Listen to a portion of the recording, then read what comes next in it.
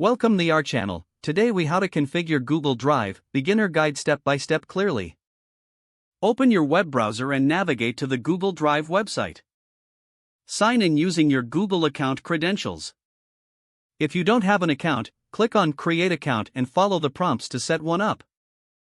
Once logged in, you'll see your Google Drive homepage. Take a moment to familiarize yourself with the layout. On the left side, you will find the navigation menu.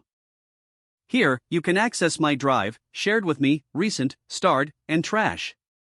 To create a new folder, locate the New button on the left side. Click on New, then select Folder from the drop-down menu. Type a name for your folder in the dialog box and click Create. To upload files, click the New button again. This time, select File Upload from the menu. Browse your computer for the files you want to upload and select them. Click Open to start the upload process. You can also upload entire folders by selecting Folder Upload from the new menu. Once your files are uploaded, you'll see them in your My Drive.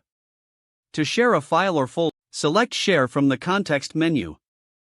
In the sharing settings, enter the email addresses of the people you want to share with. Choose their permission levels, viewer, commenter, or editor. Click Send to share the file. For additional settings, click on the gear icon in the top right corner. Here you can adjust preferences like file notifications and activity tracking.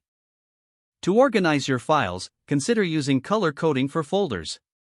Right-click on a folder and select Change Color to choose your preferred color. To access your files from different devices, download the Google Drive app on your mobile device.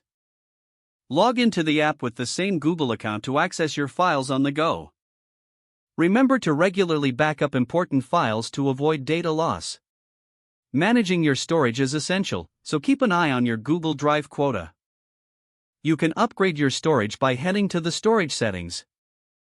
With these basic configurations, you're ready to efficiently use Google Drive for your storage and collaboration needs. Don't forget to like this video and subscribe to our channel for more step-by-step tech guides.